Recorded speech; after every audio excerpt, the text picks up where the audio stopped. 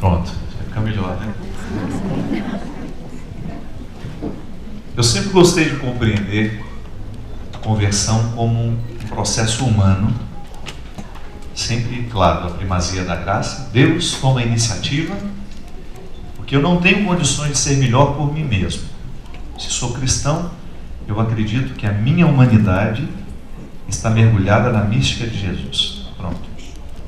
E a partir daí eu preciso viver um processo humano de amadurecimento, de melhoria, de crescimento, de mudança e transformação. Lá em Boston nós pregamos sobre esse evangelho, fazendo uma distinção muito simples, mas pedagógica. Nós precisamos também ser transformados da água para o vinho. Mas pode ser que não soe bem no ouvido daquele que não gosta de vinho, né? Não é verdade? No momento da sede, se a gente tem uma garrafa de vinho, a gente gostaria que ela fosse transformada numa garrafa de água. Então, eu só uso a metáfora da transformação. Se é vinho em água, se é água em vinho, porque os dois têm muito valor. Jesus está contextualizado e está falando a partir de uma festa. Então é claro que num contexto de festa, o vinho é mais importante que a água. Mas no contexto da vida, não. Nós precisamos da água. Nós precisamos do vinho. Alguns precisam mais do vinho que da água. Não importa. O que importa é que nós somos todos iguais nesta noite, como dizia Ivanês. Acho tão lindo isso. A gente se compreender como iguais. Que nós podemos até estar em alguns pontos diferentes da estrada. Alguns um pouco mais adiantados, porque tomaram consciência logo cedo de que a religião é um instrumental de transformação humana. Não é um fardo a ser levado, não é um compromisso que se cumpre todos os domingos, não. Nós não podemos reduzir a religião a uma prática que nos obriga a entrar em determinado lugar, a ter determinado comportamento, não. É muito mais que isso. São Paulo gostava de dizer que o cristianismo é uma metanoia. Isso no grego quer dizer uma mudança de mentalidade. À medida em que eu coloco os meus passos nos passos de Jesus, à medida em que eu me disponho a ser um cristão, eu tenho que levar a sério essa história de ser transformado da água para o vinho. Foi o que aconteceu com os apóstolos. João, quando chegou para ser amigo de Jesus, sabe qual era o apelido dele? Filho do Trovão. Você acha que pode ser bom uma pessoa que tem um apelido desse? Não devia ser fácil. E ao final de tudo, João foi chamado discípulo do amor. Falou bonitinho, do Senhor, mas não é Senhor. Do amor. Também do Senhor. Mas só para você entender o que aconteceu na vida deste homem. Ele chegou certamente portando um temperamento insuportável, devia ser arrogante, devia ser estúpido, e a convivência com Jesus fez com que ele assumisse um novo jeito de ser. Foi mudança, minha gente, tão substancial que a gente pode dizer que mudou o caráter dele. Da mesma maneira como mudou o caráter de Zaqueu. Zaqueu era um ladrão, um homem de péssima índole. Desceu daquela árvore e nunca mais foi o mesmo, porque deixou-se transformar pelo Mestre. Pedro foi modificado certamente em todas as dimensões da sua vida. Em todas as dimensões da vida, Pedro precisou ser mudado. Até mesmo no ofício. Ele era um pescador de peixes. Ele precisou ser pescador de homens da água para o vinho. E em Pedro tem uma transformação linda, que é da água para a pedra. Por que da água para a pedra? Porque Pedro não se chamava Pedro. Pedro se chamava Simão. E Jesus sabia, e Todas essas transformações são pedagógicas, isto é, para nós entendermos, é para nos ensinar alguma coisa. Pedagogo é aquele que segura pela mão e ajuda a criança a andar, porque a criança não pode andar sozinha, ela precisa ser guiada. Então o pedagogo é aquele que caminha segurando a mão da criança. Isso é pedagógico para nós. Esse homem precisou ser transformado, ele saiu da condição de mero pescador para depois que foi trabalhado pelo mestre, e essa transformação se estendeu até mesmo depois da morte de Jesus, porque o que realmente transformou Pedro foi a ressurreição, porque ele ainda negou antes da morte de Jesus. Ele não era tão amigo assim, ele ainda era um pouco água, né?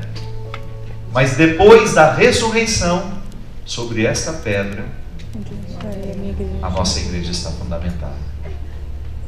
Veja bem, Jesus se utiliza de um homem frágil, Jesus se utiliza de um homem absolutamente incapacitado para fundar a sua igreja. Se aconteceu com eles, pode acontecer com a gente, não é verdade? Com certeza. Se Pedro, que era um homem incapaz, também como nós, tornou-se tão capacitado para viver o que viveu e fazer o que fez, por que não pode acontecer com a gente também?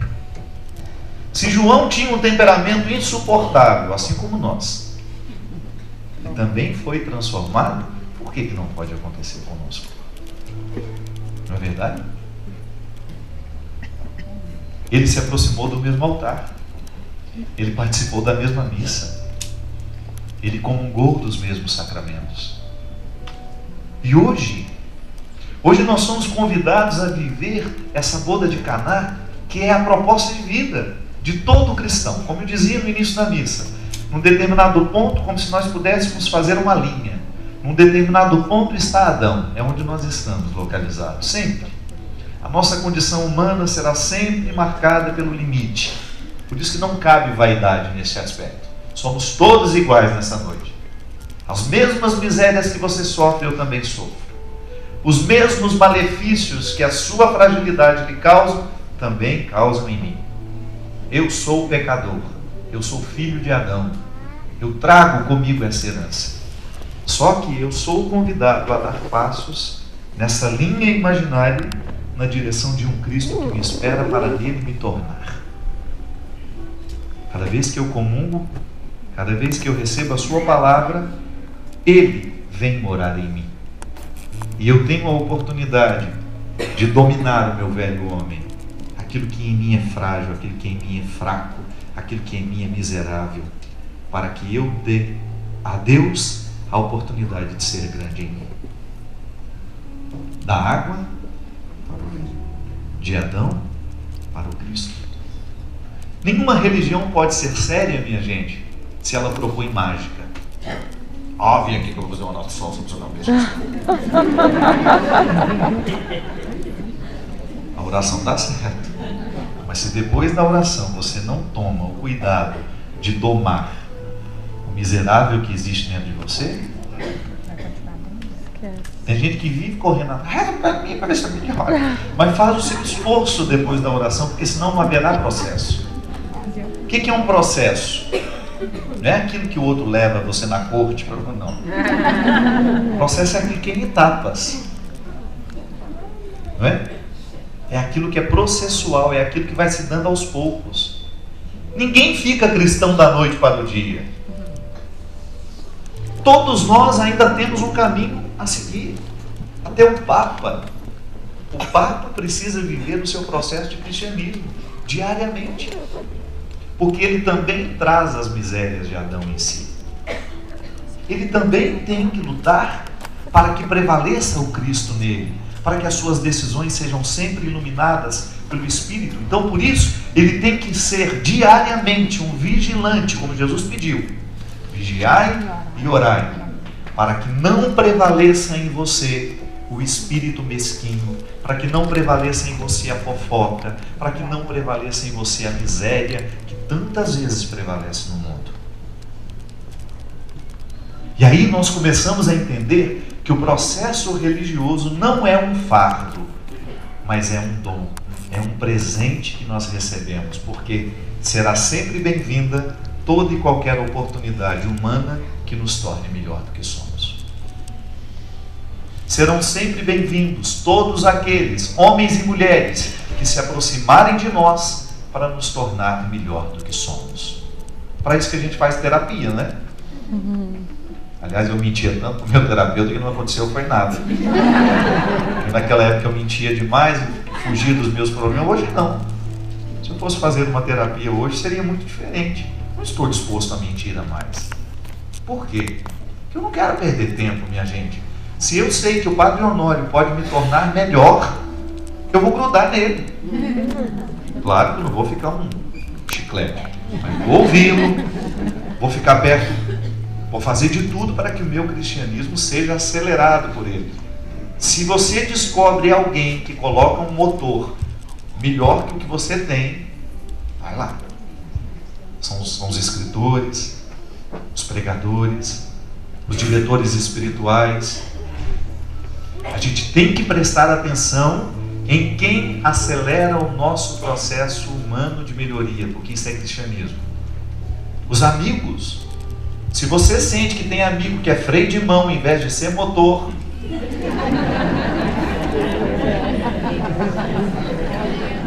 cuidado. Você não vai. Sai fora que é cilada. Lá no Brasil não tem um programa que chama Cilada. Você já viu? É ótimo. Com o Bruno Mazil. Corre que é cilada. Aquele amigo que te segura para trás, que não te deixa ir adiante, que insiste em lhe fazer querer as misérias da vida. Cuidado. O bom amigo é aquele que nos faz amigo de Jesus. Até abraçou ali, né? A sua amiga assim. É aquela que fala, vamos lá no retiro, vai ser bom, né? Vamos lá, você vai ouvir uma palavra boa, vamos à missa hoje, vamos lá participar do sacramento. Precisa saber, porque sabe por quê, minha gente? O processo é para todos nós. Quanto mais você estiver rodeado de pessoas que te fazem bem, mais rápido você anda na direção de Jesus. Porque às vezes nós já estamos lá na frente e de repente você começa a perceber que você está retrocedendo. O bom amigo é aquele que olha para você e sem medo de você estar sendo egoísta. Você não pode fazer assim. Você está sendo desonesto. Você está mentindo. Não pode. É aquele que vai iluminar o seu caminho com o seu bem-querer, né? Porque o bem-querer faz isso.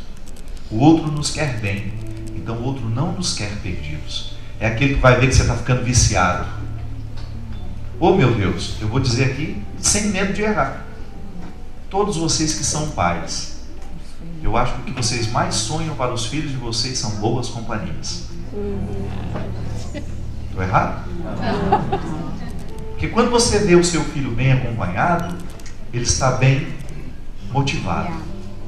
Se as companhias são ruins, há o risco de entrar a droga, de entrar o que faz perder. E infelizmente os nossos adolescentes ainda compreendem o processo religioso como algo ruim, chato, desagradável. Não entenderam ainda que nós estamos aqui reunidos porque nós queremos ser pessoas melhores, porque nós queremos dar certo na vida, porque nós queremos ser gente de sucesso. Quando eu digo gente de sucesso, não é que nós queremos aparecer no Big Brother, na televisão, no jornal, não. Gente de sucesso é aquele que deita a cabeça no travesseiro, feliz por saber que foi quem foi e que deveria ter sido. Acontece lá no silêncio da sua casa, quando você vai escovar o seu dente e você é capaz de sorrir para você.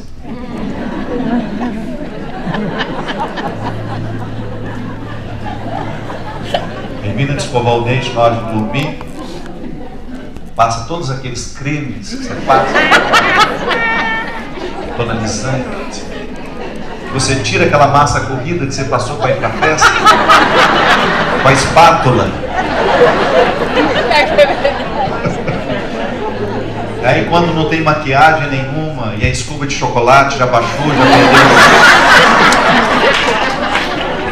como uma chuva. E aí quando você está sem os artifícios que nos fazem, que são necessários para a gente colocar a cara na rua, você olha para você, você sorri e fala: parabéns, hoje você viveu como deveria ter vivido. Estava no lugar certo, amou do jeito certo, viveu com quem você deveria ter vivido esse dia. Isso é sucesso, mesmo. O resto é bobagem.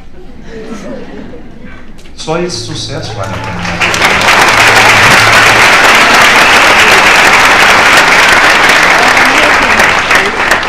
E veja bem, você saiu do Brasil, você vive um perrengue danado, que só você sabe o perrengue que você passa nessa terra. Não é brinquedo, não. É tchum, é tchá para outros, para você.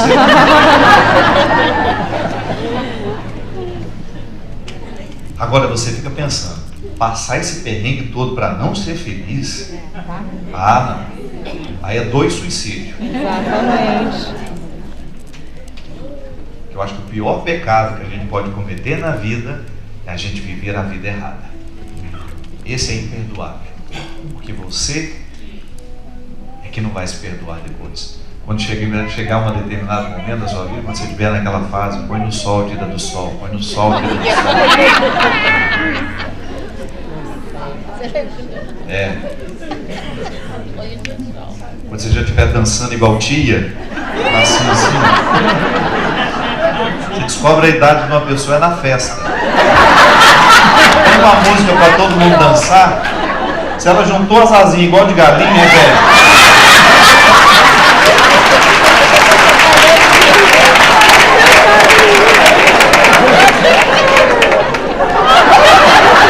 Já passou dos 50. É ou não é? Agora ninguém vai ficar mais esperto para dançar no sol.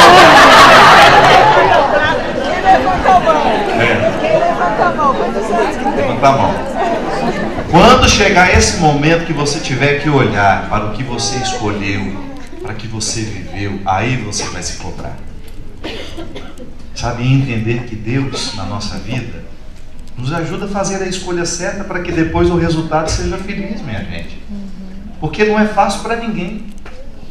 Não é fácil para você, não é fácil para quem é muito mais rico que você, teve muito mais oportunidades que você. Não é fácil para ninguém, não é fácil para o pobre. Porque a vida, a existência, ela cobra da mesma forma. Ao rico, ao pobre, ao bonito, ao feio. Ela vai cobrar do mesmo jeito. É a pergunta fatal: o que você fez da sua vida? E nós, que temos como referência de crescimento este Cristo, que fazemos da nossa vida, nossa mística, a gente quer ser mais parecido com Jesus, de andar nessa direção, de caminhar na direção desse destino. Outra coisa que a gente não pode fazer se não estar atentos para que as nossas escolhas hoje sejam as mesmas de Jesus. Porque às vezes nós complicamos muito, né? Não é complicado. É só você olhar para você e identificar se os seus sentimentos são parecidos com o dele, se as suas palavras estão sendo parecidas com o dele, se o seu jeito de viver está sendo parecido com ele. Então me maior para mim aí. O Padre Zezinho fez uma música muito simples para explicar isso. Vai lembrar quando você era criança. Um dia uma criança me parou, olhou-me nos meus olhos a sorrir, caneta e papel na sua mão, tarefa escolar para cumprir, e perguntou no meio de um sorriso: o que é preciso para ser feliz? Ó, aqui a gente já descobre a idade da pessoa. Você sabe a letra completa. Amar como Jesus amou, sonhar como Jesus sonhou, pensar como Jesus pensou, viver como Jesus viveu, sentir o que Jesus sentia, sorrir como Jesus sorria,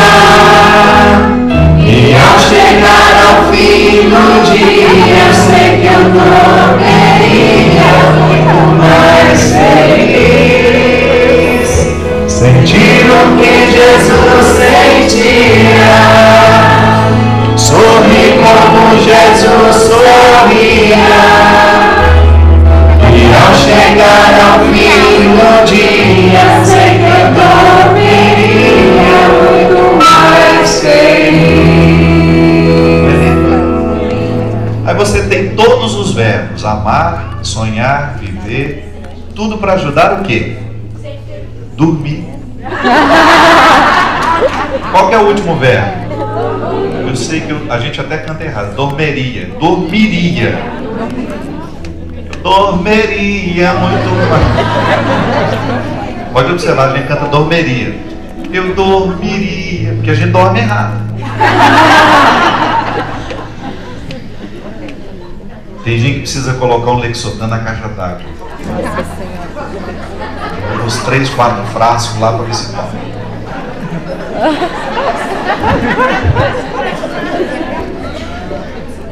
Quantos Lexotan você... Ah, eu tomava 2, agora eu tô tomando 4. E aí vai.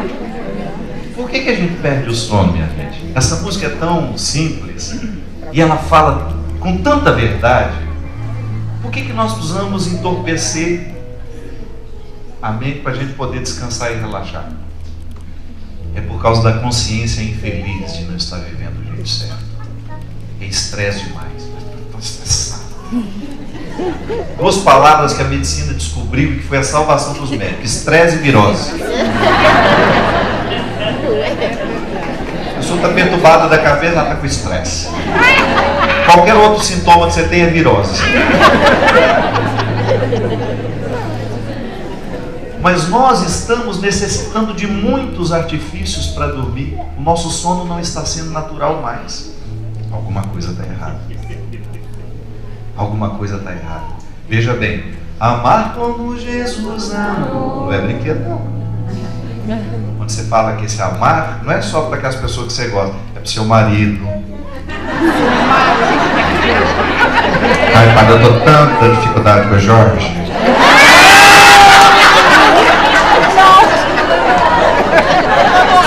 Com muita dificuldade com o Jorge. Seu marido é Jorge? Sabe o outro a gente acaba acertando.